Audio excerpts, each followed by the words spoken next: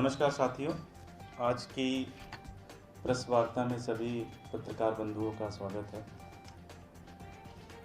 जैसा कि कल आप लोगों ने अखबारों के माध्यम से ये देखा होगा कि कल एक बड़ी दुखद घटना घटी थी।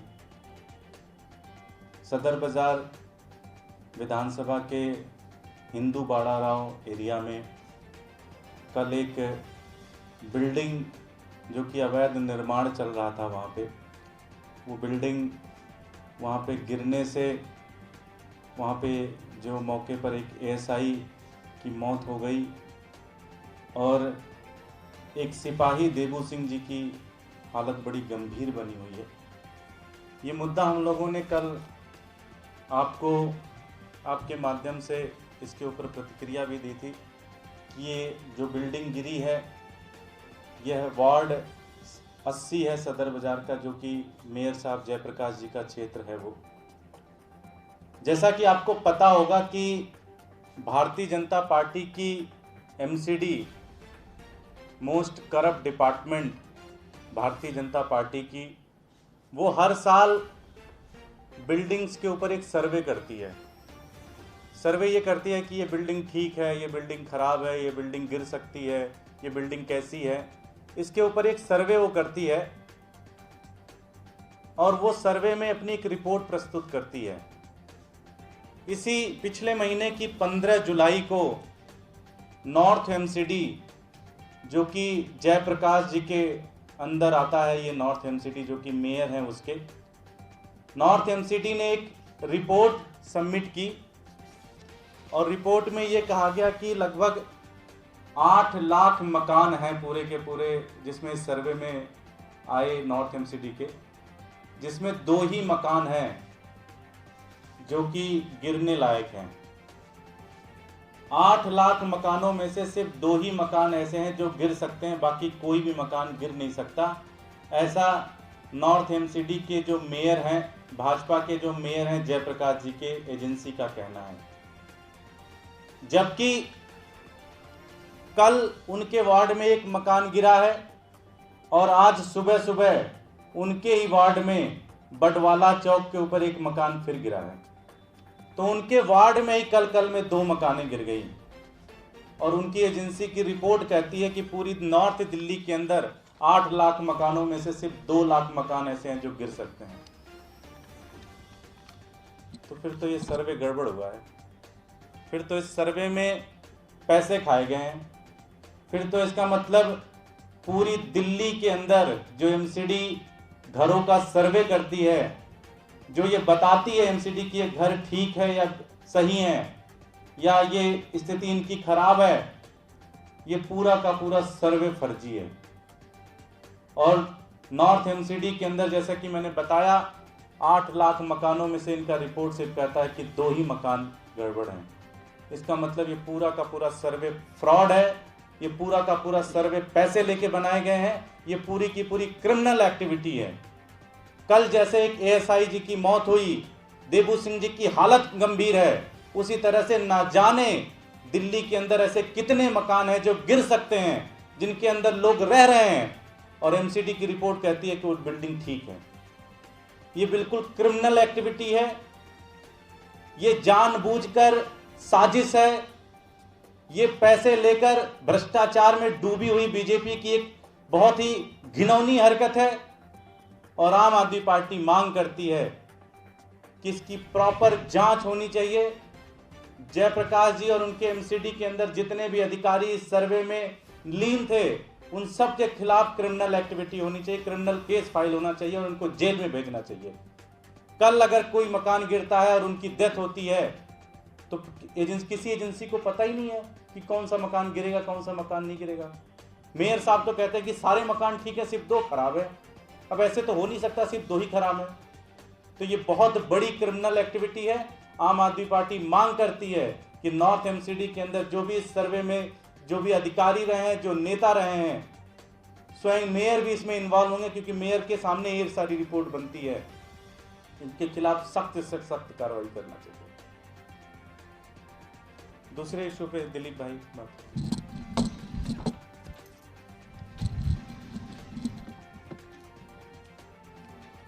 नमस्कार दोस्तों। दिल्ली में इस समय बरसात हो रही है और पूरे साल आपने सुना होगा कि एमसीडी भ्रष्ट है, भारतीय जनता पार्टी शासित जो निगम है वो भ्रष्टाचार में आकंठ डूबा हुआ है। अगर भ्रष्टाचार को खुली आंखों से दिन दहाड़े देखना है तो इस समय बीजेपी शासित निगम के निगम्यपन को सड़कों पे नालों के जरिए बहता हुआ देख सकते हैं आप। हम और आप सब जानते हैं, पूरी दिल्ली जानती है, निगम का एक्ट कहता है, डीएमसी एक्ट 1957 सेक्शन 32 कि पूरी दिल्ली को चाहे सड़क किसी की हो, साफ सुथरा रखने की जिम्मेदारी नगर निगम की है। मैं पूछना चाहता हूं कि क्या किसी दिल्ली वाले ने निगम के किसी कर्मचारी को अपने मोहल्ले में किसी नाली, किसी स्टॉर्म ड्रेन को डीसिल्ट करते हुए, गाद निकालते हुए देखा? जवाब इसका ना मिलेगा। जवाब इसका ना मिलेगा क्योंकि अच्छा, ऐसा नहीं है कि साफ सफाई की, डिसिल्टिंग की जो प्रोसेस है ये एग्जिस्ट ना करती हो, इसके लिए बजट एलोकेशन ना होता हो। बिल्कुल होता है,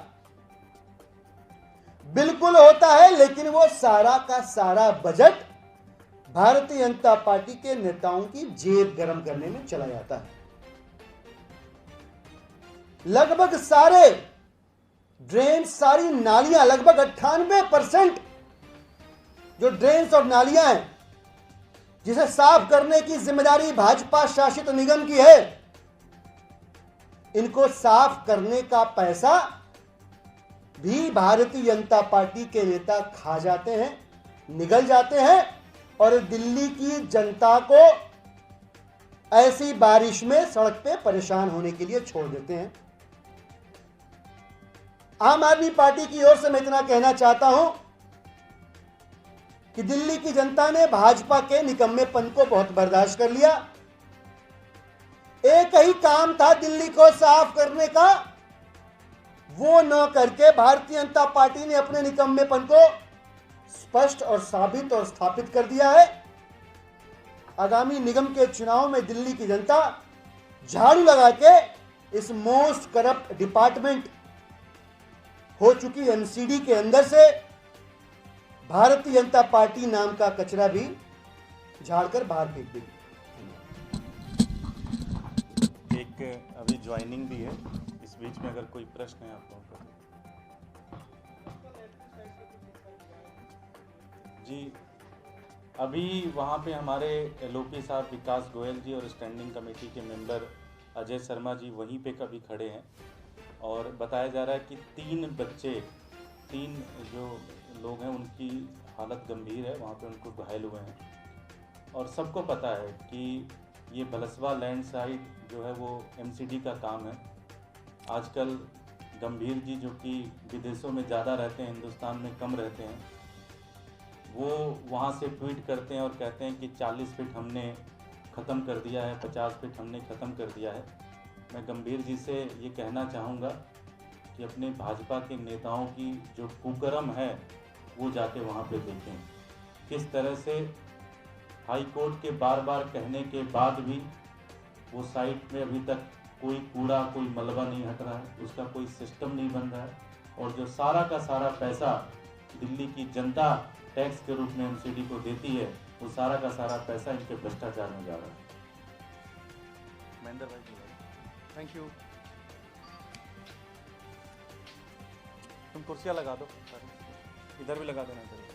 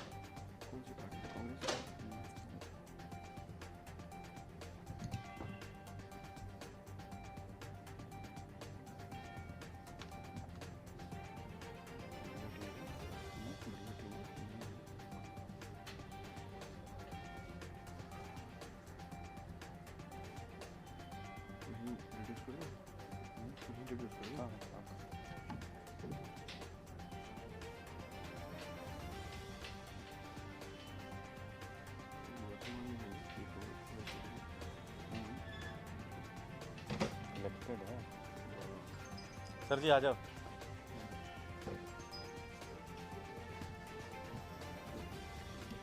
मंदिर भाई आ जाओ।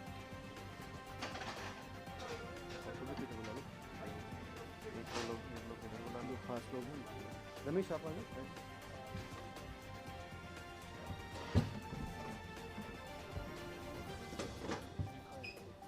उनको बुला दीजिए।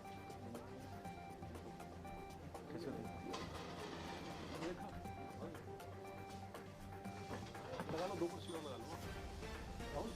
पीपी वो अपने दीपांकर जी लोकसभा अध्यक्ष और डिस्ट्रिक्ट इंचार्ज हैं, उनको भी बुला दो।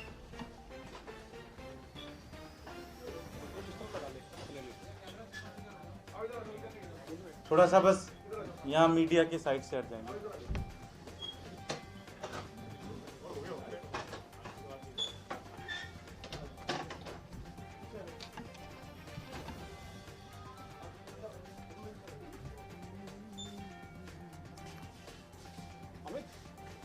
शुरू करें सर। सौरभ को तो बुलाइए।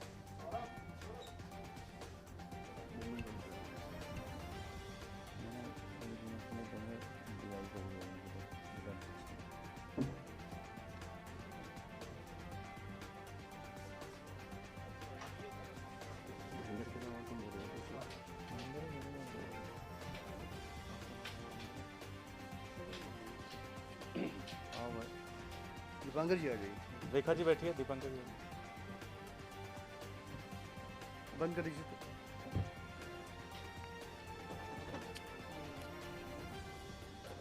एक दो कुर्सियां थोड़ा सा और खींच के आगे कर दें। कुर्सी है तो अमन तुम ही करा दो एक दो कुर्सी कुर्सी इधर कर दो प्लीज, एक दो कर दो।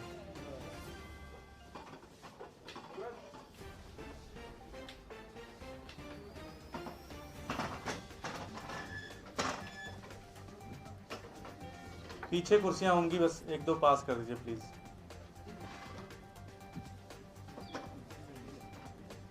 एक और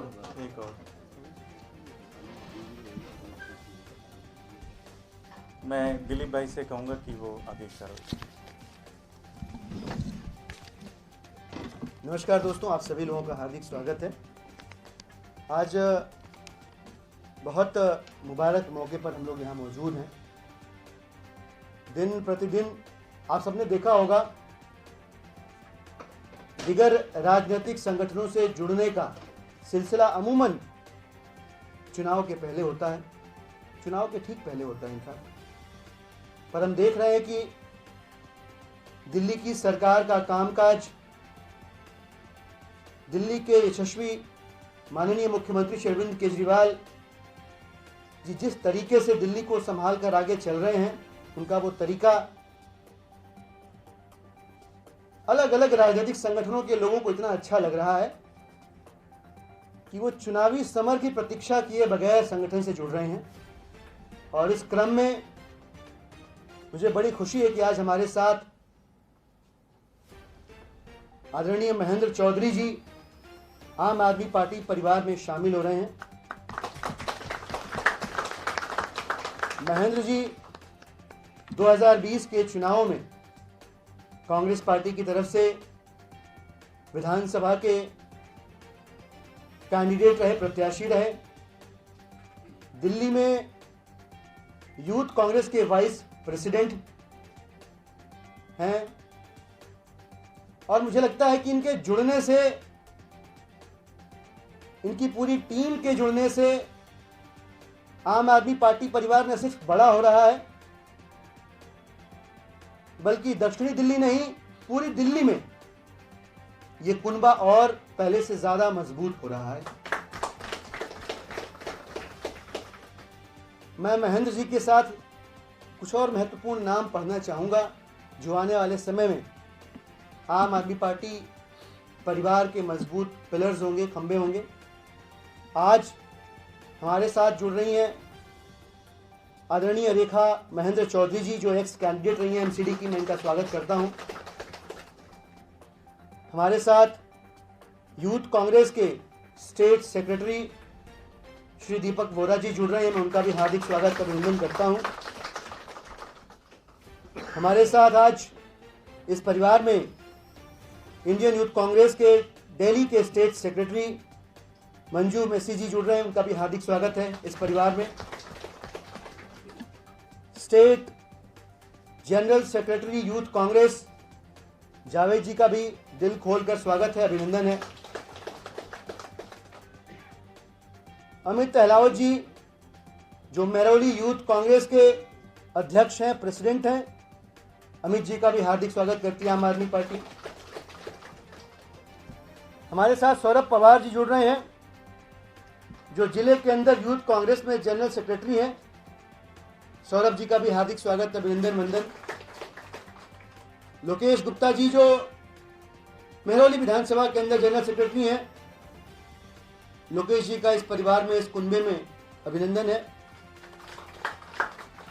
Dharmendra Rajput ji general secretary district youth Congress, Shubham Kumar ji social media incharge district के यूथ कांग्रेस के, Rakesh Chauhan ji vice president Mehrauli block Congress, Lijo ji जो स्पोक्स पर्सन है महरौली ब्लॉक कांग्रेस के। इन सभी साथियों का जिनका नाम मैंने पढ़ा, हमारे साथ मनीष मीणा जी भी जुड़ रहे हैं जो इंडियन यूथ कांग्रेस के प्रेसिडेंट हैं द्वारका के। और मैं बड़ी जिम्मेदारी से और विश्वास से इस बात को कह रहा हूं कि ये जो नाम पढ़े हैं मैंने, ये नाम अपने आप में एक संस्थान है।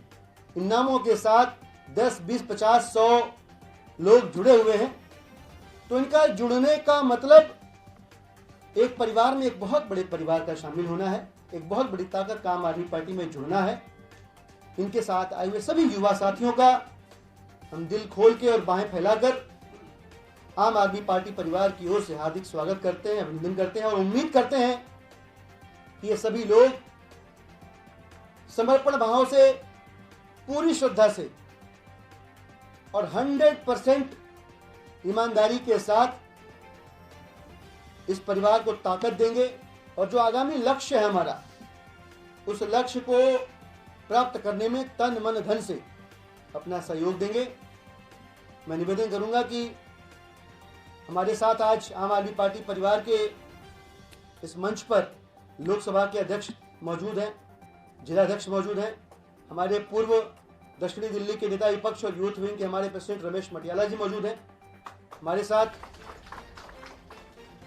आम आदमी पार्टी की जो सर्वोच्च निर्णायक समिति है, पॉलिटिकल अफेयर्स कमेटी, उसके सदस्य और आम आदमी पार्टी के राष्ट्रीय संगठन सचिव और दिल्ली में निगम के चुनाव के प्रभारी दुर्गेश पाठक जी मौजूद हैं।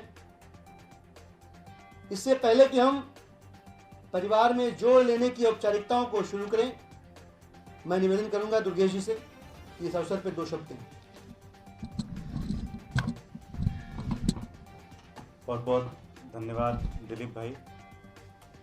दिलीप भाई ने महेंद्र भाई और पूरी टीम का बहुत अच्छे से इंट्रोडक्शन और परिचय कराया आप लोगों से।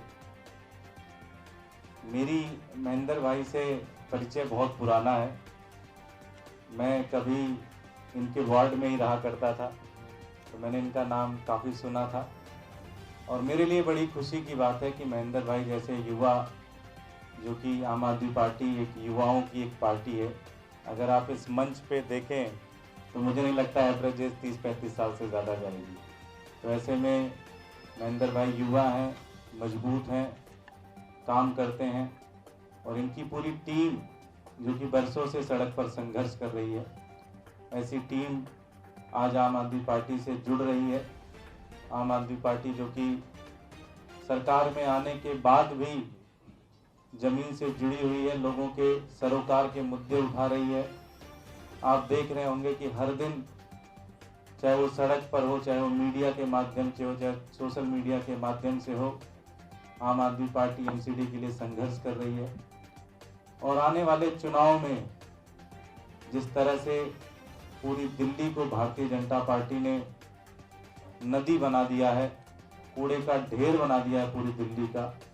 महेंद्र भाई और उनकी टीम के आने से आम आदमी पार्टी और मजबूती से इस चीज़ के लिए संघर्ष करेगी। हमारे बीच में वहाँ की जिलाध्यक्ष जो कि अभी बिल्कुल नई नियुक्त हुई है, रेखा जी हैं, मैं चाहूँगा कि वो भी 2 शब्द बोले। हमारे संगठन में जिलाध्यक्ष बहुत मजबूत कड़ी होती है और अगर जिलाध्यक्ष किसी चीज़ पे साइन ना करे तो मुझे नहीं लगता कि हम लोगों की हिम्मत होती है उसको पास करने की। तो जिलाध्यक्ष की भी सहमति ज़रूरी, मैं चाहूँगा कि वो भी 2 शब्द कहें।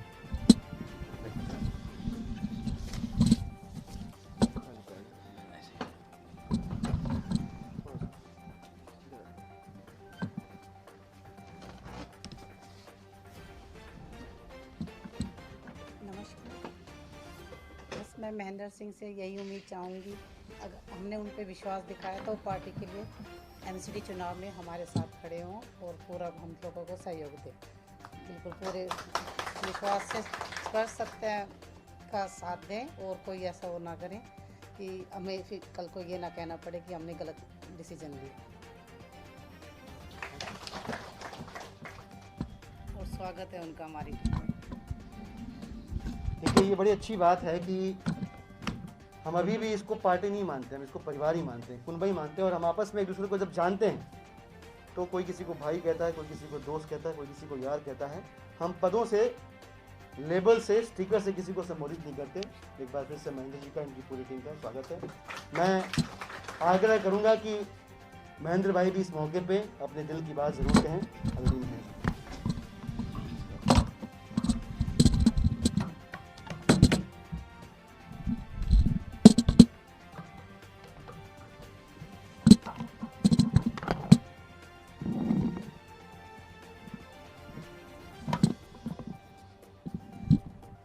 नमस्कार साथियों, मंच पर आसीन मेरे बड़े भाई दिलीप पांडे जी,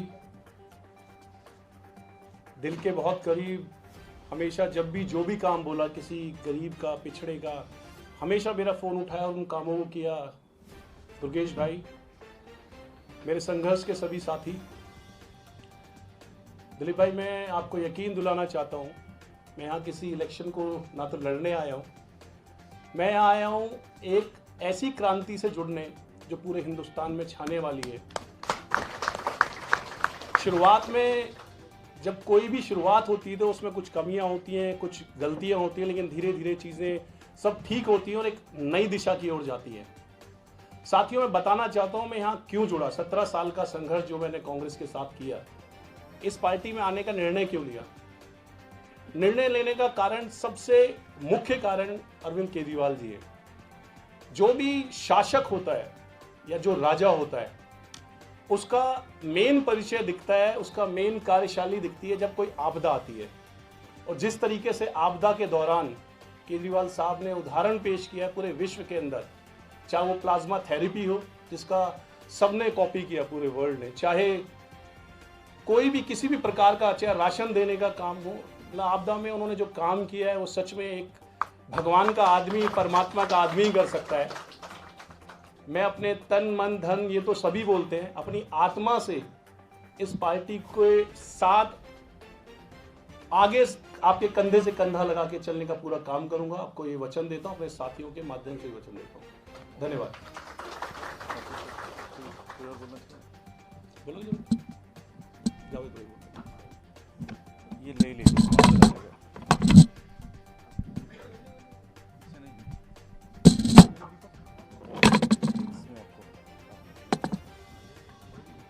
थोड़ी सभी साथियों को मेरा नमस्कार और मंच पर उपस्थित दिलीप पांडे जी, दुर्गेश भाई और अन्य मेरे सभी साथी। मैं आज इस पार्टी से जुड़ रहा हूँ और एक फक्र महसूस कर रहा हूँ कि इस क्रांतिकारी पार्टी से मैं जुड़ पा रहा हूँ।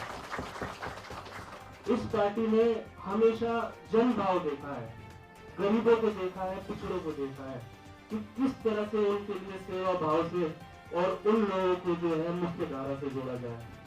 और जैसे कि महेंद्र भाई ने उदाहरण दिया माननीय श्री मुख्यमंत्री अरविंद केजरीवाल जी का, वो एक पहले ऐसे मुख्यमंत्री थे पूरे हिंदुस्तान में जिन्होंने ये दिशा दिखाई कि हमें कोरोना से लड़ना होगा और इसी के साथ जीकर काम करना होगा। पहले मुख्यमंत्री थे पूरे हिंदुस्तान में। इनके अलावा ये बात कहने की हिम्मत किसी भी पूरे राज्यों में से किसी भी मुख्यमंत्री की नहीं हुई तो वो इस तरह की बात कह पाए और ऐसी पॉजिटिविटी जो है लोगों में दे पाए। तो एक ऐसी पॉजिटिविटी उन्होंने दी और लोग आज सड़कों पर निकल रहे हैं, काम धंधा कर रहे हैं। मैं मानता हूँ अगर उनका ये डिसीजन ना होता तो आज देश की जीडीपी जो है माइनस में पहुंच चुकी होती। मैं अपनी बात को ज्यादा न कहते हुए बस यही विराम दूंगा और कहूंगा कि मैं बहुत खुश हूँ, बहुत फख्र महसूस कर रहा हूँ कि आज मैं इस परिवार से जुड़ पा रहा हूँ। धन्यवाद।